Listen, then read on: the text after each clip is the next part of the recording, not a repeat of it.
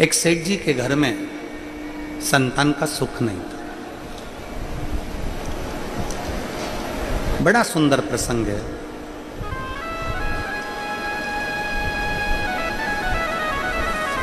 सेठ जी के घर में औलाद नहीं थी। सेठ सेठानी दोनों के घर में जब औलाद का सुख नहीं था, पर मन चित्त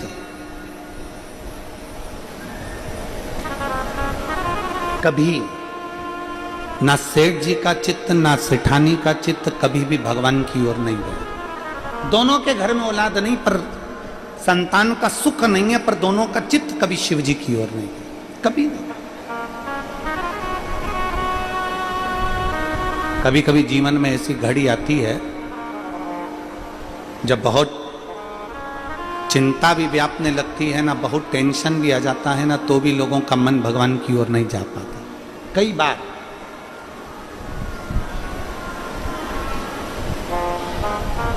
चित्त नहीं गया।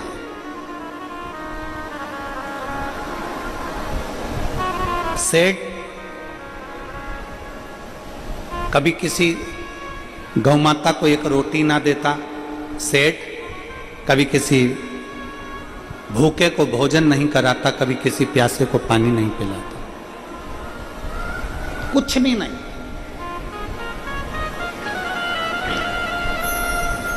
सेठानी का स्वभाव भी ऐसा ही था कि वो कभी किसी को कुछ नहीं देता।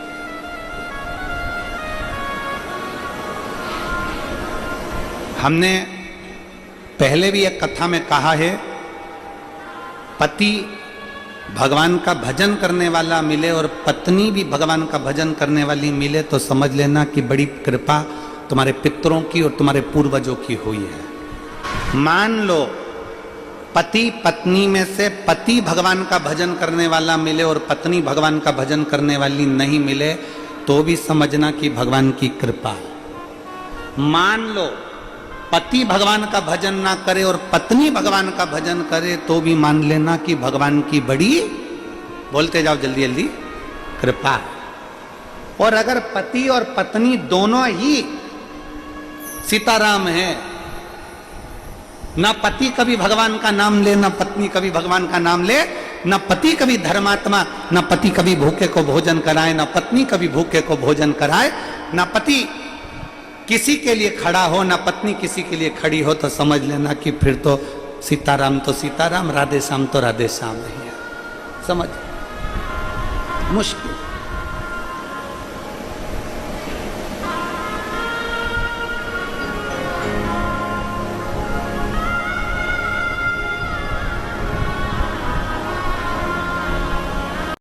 सेठ और सेठानी दोनों ने कभी भूखे को भोजन नहीं कराया, कभी प्यासे को पानी नहीं पिलाया, कभी किसी को अन्न का भाग नहीं दिया, कभी कोई सेवा नहीं करी, कभी कोई शिव की आराधना नहीं करी, कभी राम की आराधना, कभी कृष्ण की आराधना, कभी दत्त की आराधना, कभी देवी की आराधना, किसी की आराधना नहीं करी। संतान का सुख नहीं। अब एक दिन भूलवश ना पत्नी ने ना पति ने किसी ने नहीं सोचा था, भूल से सोमवार के दिन अष्टमी तिथि पड़ गई, भूलवश। और सोमवार के दिन जैसे ही अष्टमी तिथि पड़ी और इनके बगीचे से भूलवश सोमवार की अष्टमी तिथि पड़ी और सोमवार की अष्टमी तिथि पड़ने पर भूलवश इनके बगीचे में से कोई बेलपत्री का वृक्ष लगा हुआ था, कोई पुष्प का वृक्ष लगा हुआ था, उसमें से कोई फूल बेलपत्र तोड़ कर ले गए। अच्छा, दोनों की सेठ सेठानी का मन ऐसा था कि ना तो ये फूल किसी को तोड़ने देते, ना बेलपत्री किसी को तोड़ने देते, ना कुछ, और तो और कि हमारे बगीचे का कोई सामान ना तोड़ ले, उस चक्कर में इन्होंने एक कुत्ता भी रख रखा था कि कोई हमारे बगीचे में ना घुस जाए, कोई हमारे बगीचे में ना पहुंच। अब जरा तुम अंदाजा लगाइएगा कि कितना विचित्र संसार हो गया, कितना विचित्र समय हो गया। सेठ सेठानी के बगीचे में से कोई ने बेलपत्र निकाल ली, कोई ने पुष्प ले लिया और ले जाकर, सोमवार की अष्टमी थी, अंदाजा नहीं लग पाया, ध्यान नहीं रख पाया, और सोमवार की अष्टमी के दिन भूलवश, इनको नहीं ध्यान में, कोई दूसरे ने तोड़ा, दूसरे ने लिया और शंकर जी के मंदिर में जाकर वो बेलपत्री और पुष्प समर्पित कर दिया। जैसे ही बेलपत्री और पुष्प समर्पित हुआ, हमने पहले भी कथा में कहा है कि सोमवार की अष्टमी के दिन भूल से भी अगर एक बेलपत्र, एक श्वेत पुष्प शंकर भगवान को समर्पित हो जाता है तो ये मानकर चलें कि आपने कुछ मांगा भी नहीं तो भी शंकर भगवान देने के लिए आपके दरवाजे पर पहुंच जाए। भूलवश सोमवार की अष्टमी के दिन अगर भूलवश भी अगर हमारे हाथ से एक बेलपत्र, एक पुष्प शिव को समर्पित हो जाए तो समझ लो कि कहीं शंकर की उदारता, कहीं शिव की कृपा।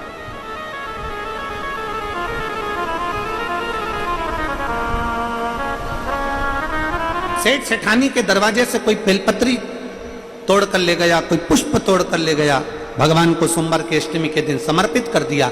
शिव की कृपा से, बाबा देवादिदेव महादेव की कृपा से, जिसके बगीचे से तोड़ कर लेकर गए थे, जिसके घर से तोड़ कर लेकर गए थे, जिसके बगीचे से, जिसके घर से बेलपत्री और फूल तोड़ कर लेकर गए थे, मेरे शंकर भगवान ने उनके घर में भी एक पुष्प दे ही दिया, उनके घर में फूल जैसा बेटा दे ही दिया। एक पुत्र हो गया जिसका नाम वज्र सुमन हुआ। क्या नाम पड़ा? जम के बोलिए जरा, वज्र सुमन। क्योंकि फूल तोड़कर कोई दूसरा लेकर गया था, पुष्प तोड़कर लेकर गया था, इसलिए उसका नाम वज्र सुमन हुआ। बेटे ने जन्म ले लिया वज्र सुमन ने। वज्र सुमन धीरे धीरे धीरे धीरे धीरे धीरे बड़ा होने लगा। वज्र सुमन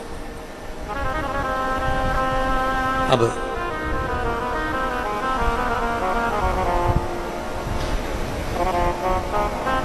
वज्र सुमन धीरे धीरे धीरे धीरे बढ़ने लगा। बढ़ते बढ़ते शंकर भगवान के प्रसाद के द्वारा हुआ था, इसलिए वज्र सुमन शिव का भक्त था। पिताजी दुकान पर लगाते, वज्र सुमन दुकान पर नहीं जाते। पिताजी काम से भेजते, वज्र सुमन हाथ में जल का पात्र लेकर शिव के पास चले गए। शिव भक्ति में डूबने लगा, शिव भक्ति में तल्लीन। बड़ा उत्साह उसके अंदर रहता, बड़ा उत्साह, बड़ा उत्साह।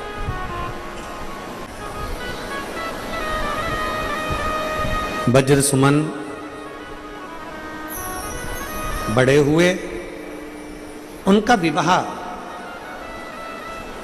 एक सेठ की कन्या मंदाती के साथ हो गया।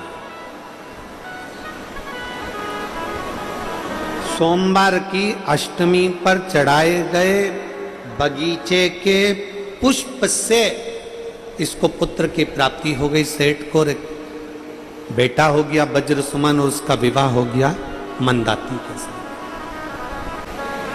पर मंदाती, वज्र सुमन तो शिव जी की आराधना में लगे रहते, वज्र सुमन तो भगवान शंकर की भक्ति में डूबे रहते, वज्र सुमन तो भगवान शंकर की अविरल भक्ति में लगे रहते, पर मंदाती का मन शिव तत्व में लगता ही नहीं। पर कृपा देखिए शिव की, वज्र सुमन भगवान की भक्ति करता है, मंदमती मंदाती कभी भगवान की भक्ति में नहीं लगी। मंदाती शिव भक्ति करती ही नहीं।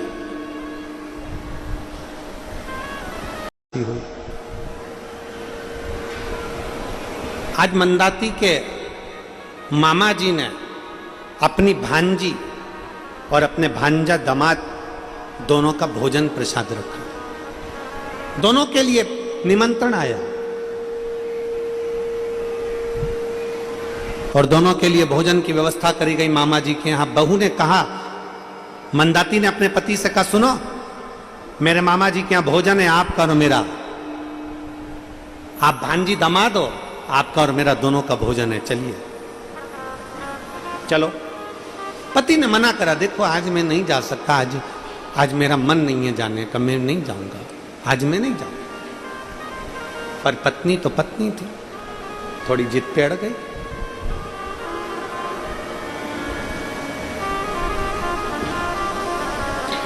थोड़ी प्रीति मामा जी से ज्यादा थी, तो वो प्रीत सामने अड़ रही थी। कैसे नहीं चलोगे? सास को मालूम पड़ा कि मेरी बहू जिद पर अड़ी हुई है कि मामा जी के यहाँ भोजन है और बेटा जाने को तैयार नहीं है, तो सास ने अपने पुत्र को बुलाकर समझाया, ए बज्र सुमन, अगर बहू कह रही है तो चले जाओ, व्यर्थ का क्लेश मत मचाओ, जाओ मामा जी के यहाँ भोजन करने जाओ। वज्र सुमन ने कहा ठीक है माँ, अगर तुम कह रही हो तो मैं भोजन करने जाता हूं। वज्र सुमन और मंदाती दोनों भोजन के लिए जाने लगे। चलते चलते बीच राह में मंदाती ने बहती हुई खूब अच्छी उफनती हुई नदी को देखा और देखते से ही पत्नी का मन लगा। मंदाती ने कहा, देखो आज और आप और हम कभी भ्रमण के लिए नहीं निकले, आप और हम कभी घूमने के लिए नहीं निकले, आज पहली बार मैं मामा के यहाँ जा रहे हैं, बीच में ये नदी पड़ी है, क्यों ना अपन स्नान करें, क्यों ना अपन स्नान करें। पति ने मना कर दिया वज्र सुमन ने, मैं नहीं नहाता, मैं स्नान नहीं करता। पत्नी जिद पे अड़ गई, मुझे तो स्नान करना है और तुम्हें भी मेरे साथ स्नान करना पड़ेगा। वज्र सुमन ने अपनी पत्नी से कहा, सुनो मंदाती, मुझे तैरना नहीं आता, मुझे तैरना नहीं आता।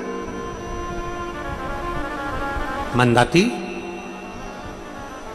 हमारा शास्त्र कहता है जिस नदी को हम पहचानते नहीं हैं, जिस तालाब को हम पहचानते नहीं हैं, जिस कुएं को हम जानते नहीं हैं, जिस बावड़ी को हम जानते नहीं हैं, उसमें उतरना नहीं चाहिए। यह हमारा शास्त्र कहता है। मैं कैसे उतर जाऊं? मंदाती ने जिद पकड़ी।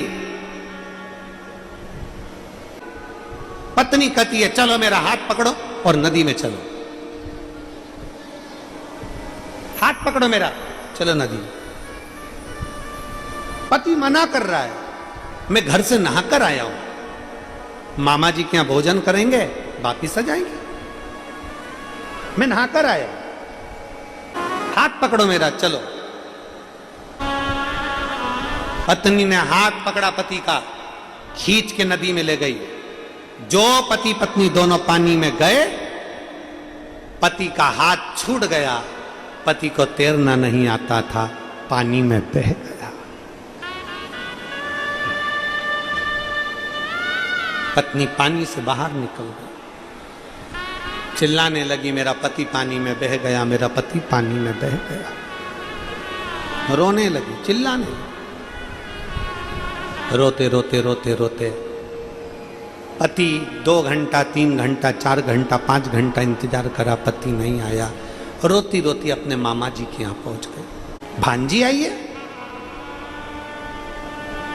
मामा जी को सूचना मिली कि भांजी तो आई पर भांजी दामाद नहीं आया। मामा जी ने पूछा, बेटा तू अकेली? मामा जी, तुम्हारे भांजी दामाद भी आए थे, हम दोनों पानी में नहाने के लिए नदी में उतरे, तुम्हारा दामाद पानी में बह गया, रो रही है, वो चले गए, वो चले गए। मामा जी ने ऊर देखी ना पुर, अपनी भांजी को खाना तक नहीं खिलाया कि भांजा दामाद नहीं आए तो मैं भोजन भी नहीं कराता। रोती हुई भांजी बाहर निकल गई, रोती हुई बाहर निकली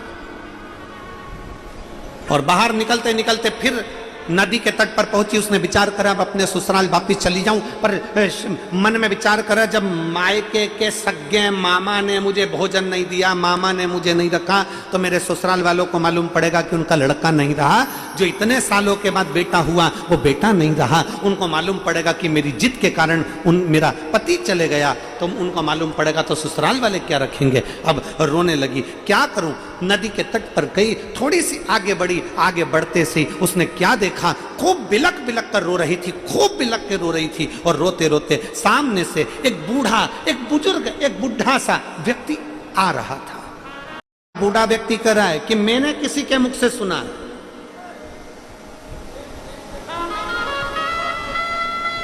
कि अगर घर में दुख आया है, तकलीफ आई है, कष्ट आया है, कोई परेशानी आई है, तो पार्थिव शिवलिंग का अगर निर्माण करा जाए और 7 वृक्ष की पत्तियों को तोड़कर 7 आचमन जल, 7 चुल्लू जल शिव को चढ़ाया जाए और 7 वृक्ष की पत्तियों को तोड़कर शंकर पर चढ़ाया जाए तो दुख कट जाता है।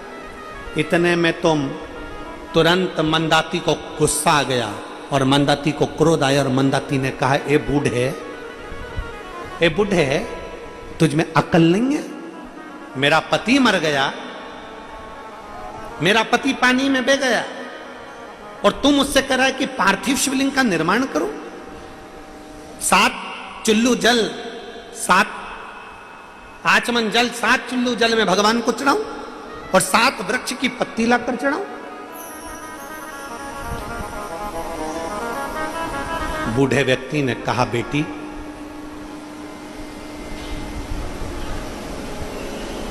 मेरी बात मान ले, सोमवार की अष्टमी के दिन 7 चुल्लू जल या तुम्हारे हाथ में जो लोटा होता है पानी का, उस जल को जब डालते हैं 7 बार धीरे धीरे धीरे धीरे उत्तर की ओर मुख कर कर, दक्षिण में बैठकर उत्तर की ओर मुख कर कर जब 7 बार जल दिया जाता है, दल चढ़ाया जाता है, 7 वृक्ष की पत्तियों को तोड़कर शिव जी को चढ़ाया जाता है, कितना भी कष्ट का समय चल रहा हो, वो कष्ट का समय कट ही जाता है और कुछ अच्छी खबर मिलती जरूर है, कुछ अच्छा मिलता जरूर है। भगवान देवादिदेव महादेव का चरित्र। बूढ़े बाबा ने आकर कहा, बेटी, बन सके तो तुम 7 किलो जल शंकर के पार्थिव लिंग का निर्माण कर कर चढ़ा दो और उस पर 7 पत्तियां चढ़ा दो। बेटी को क्रोध आ गया और मंदाती को क्रोध आकर कहा, बूढ़े बाबा, तुम्हारे बुद्धि फिर गई है, तुम्हारा दिमाग काम नहीं करता। बूढ़े बाबा, मेरा पति चले गया और तुम कहती हो कि मैं शंकर की पूजन करूं? इतने में मंदाती को क्रोध आया, पास में पड़ा हुआ एक पत्थर उठाकर बूढ़े बाबा के सिर पर मार दिया। बूढ़े बाबा के मस्तक से रक्त बहने लगा, बूढ़े बाबा चले गए। जैसे ही बूढ़े बाबा गए, मंदाती आंखों में आंसू भरकर अपने ससुराल की ओर जाने लगे। ससुराल। और जैसे ही मंदाती ससुराल की ओर बढ़ रही है, ससुराल की ओर जा रही है, मन में भय है, मेरी सास चिल्लाएगी, मेरा बेटा कहाँ है, मेरा ससुर कहेगा मेरा बेटा कहाँ है, रो रही है, चलती जा रही है, चलती जा रही है, चलती, आंखों में अश्रु समाये और चलते चलते चलते चलते आज मंदाती जैसे ही नजदीक में पहुंची ससुराल के, याद आया ये वो शंकर जी का मंदिर है जहां मेरा पति रोज जल चढ़ाने जाता था। ये वो शंकर का मंदिर है जहां मेरा पति रोज जल चढ़ाने जाता था। शंकर के मंदिर को देखकर आंख में आंसू भरकर बोली, मेरा पति मुझसे रोज कहता था कि शिवालय चल, शंकर को 1 लोटा जल चढ़ाने चल, शिव की आराधना कर। मैं गई ना, पर आज मेरा पति चले गया तो मुझे शिव की याद आ रही है। भूलवश रोती हुई मंदाती शंकर के मंदिर में आज चली ही गई और जाते से ही मंदिर में जितना सामान पड़ा था उसको बिलक कर हटाने लगी। महादेव, तूने मेरा पति ले लिया, महादेव तूने मेरा पति ले लिया, महादेव तूने मेरा पति ले लिया, वो इतना जल चढ़ाने वाले को तूने ले लिया। भूलवश मंदाती जैसे ही मुड़कर जाने लगी, बेलपत्री पत्तियां उसके साड़ी के पल्लू में अड़ गई, अड़ते से उड़ी, उड़कर शंकर पर जाकर गिरी। गिरते से ही मंदाती चक्कर खाकर नीचे गिरती है। मंदिर के लोग उठाकर उसको एक पेड़ के नीचे बिठा देते हैं। जैसे बिठाया, इतनी देर में वृक्ष के नीचे बैठी हुई मंदाती पर लोगों ने जल का छींटा दिया।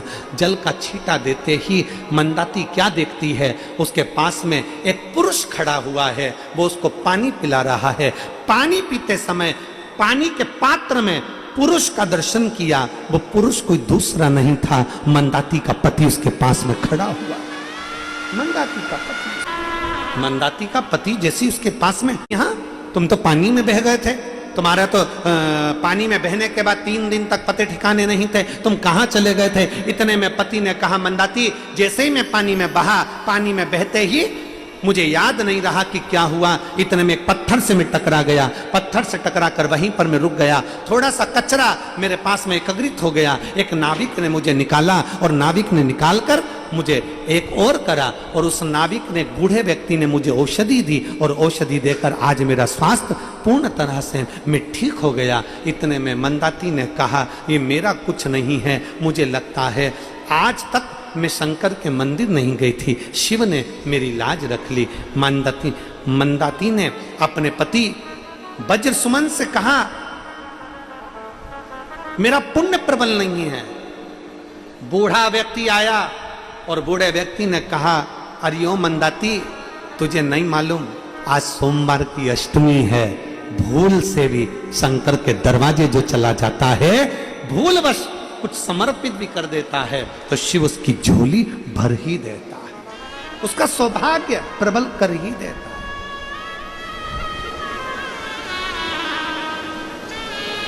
वो शिव है, वो घर।